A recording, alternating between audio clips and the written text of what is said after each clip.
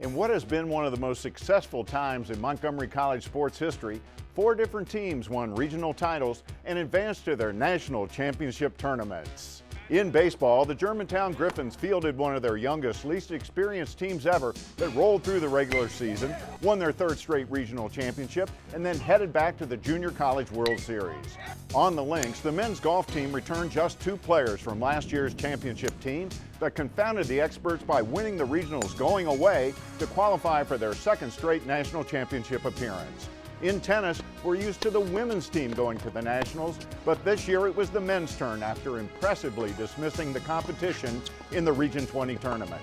And in track, a once almost dormant program has been revitalized under an effervescent coach and just sent 3 talented stars to the national championship meet. All this and more on the latest edition of The Locker Room, starting now. Welcome back inside the locker room. I'm Michael Brown. My co-host Jen Edwards is on assignment. And like I said in the opening, this has been one of the most successful times ever for Montgomery College athletics, with 4 teams headed to national championship tournaments. It's certainly the most teams to accomplish that in one season since I've been here. So let's get things rolling with the men's tennis team. Now, when most people think of tennis at Montgomery College, they think women's tennis. After all, the MC women have 2 national championships and 1 runner-up finish in the last 5 years. But this year, turnabout was fair play, and the men advanced to the nationals in Texas. Here's a look at the best MC men's tennis team in years. Head coach Bob Finney has been one of the most successful Montgomery College coaches in recent years. In the last 5 years, his women's tennis team has won 2 national championships and also finished runner-up once. But over that same period, his men's teams have struggled. And one reason were the numbers. Some years he just didn't have enough quality players. But this year was a different story. We had over 30 guys come out for the team, which was a large number for any sport, and especially for tennis. I think some years I've only had 8 or 9 guys come out. So to see 30 guys was really a treat. And I knew some of them I didn't, so some of them were an unexpected pleasure because their level was very high. And with that high level of tennis on the roster, Finney ended up with a strong core group. My number 1 player is from South Africa, Ross Armstrong. Coming into the season, I thought he was more of a 2 player, but after watching him play and get better and better, I realized he was a very strong number 1. My number 2 player, Alejandro, very good skill level, hadn't played a lot of matches, but a very strong number 2. 3 was my returning number 1 player from the previous year, Tim Costales. He was playing 3 this year. I thought he was a strong candidate at 3. Number 4 player was Telmo. He's a Portuguese kid. I got him from one of the tennis classes here. I knew he was another strong player, and at 4 I thought he was a potential national champion. Number 5 was Neil. Hadn't played much at all, but had another high skill level. As a number 5, was a very good player. And my number 6 player was a real surprise, Fareed. He's an Iranian kid. Every day got better and better and really turned out to be one of the real pluses for the season.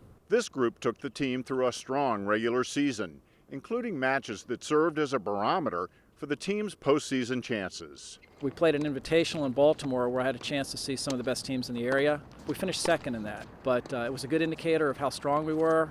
I was missing my 3rd singles player in that tournament, so finishing 2nd was good, and I thought, after seeing that we might do real well in nationals.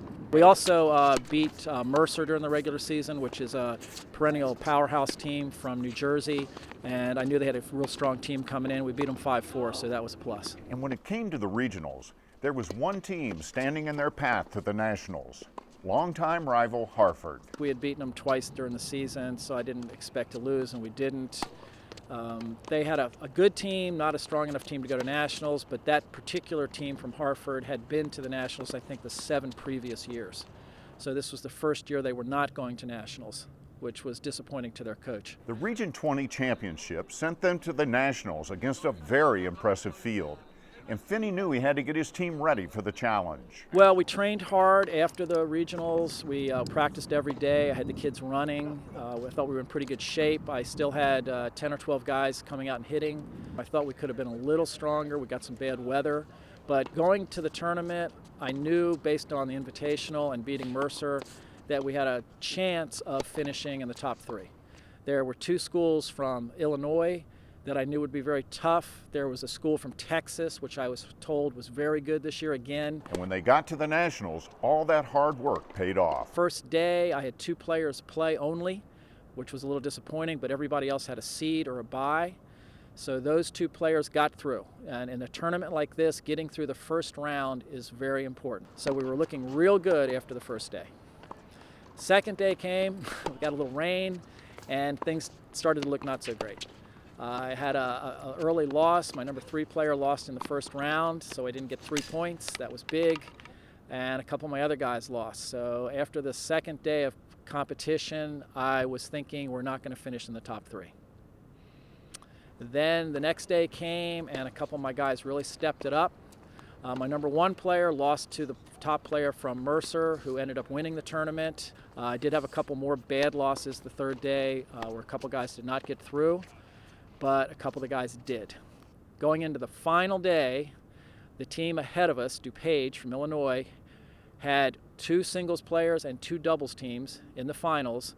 We had 1 singles team and 1 doubles. In 1 singles player, 1 doubles team in the final. So, and they were 1 point ahead of us. So I'm thinking third. The last day, the 2 singles players from DuPage lost. Our singles player at number 6, Fareed, became an All-American national champion. We then had 1 doubles. They had 2. Their number 2 doubles lost. That put us tied with 3rd doubles with DuPage. The winner of that match is second.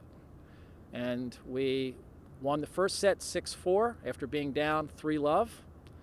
I couldn't really watch after that. The second set, we lost, I believe, 6-1. At this point, I'm thinking we're done. However, they pulled it out in the third set 6-3.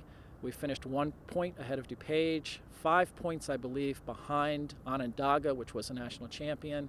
So we did finish in second. I was very happy with that. So I was quite pleased. I think the guys were real happy finishing second. It wasn't first, but it was a good effort, and the guys really showed some heart in some of those last matches. So after a few years of taking a backseat to the women's team, the men's tennis team has something to crow about after finishing second in the country with that dramatic final day.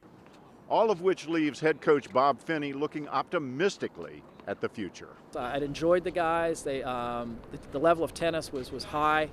It was really great watching them, and I think because I've had so much success with the women, I'm really looking forward to working more with the guys. Now that's a year to be proud of, second in the nation.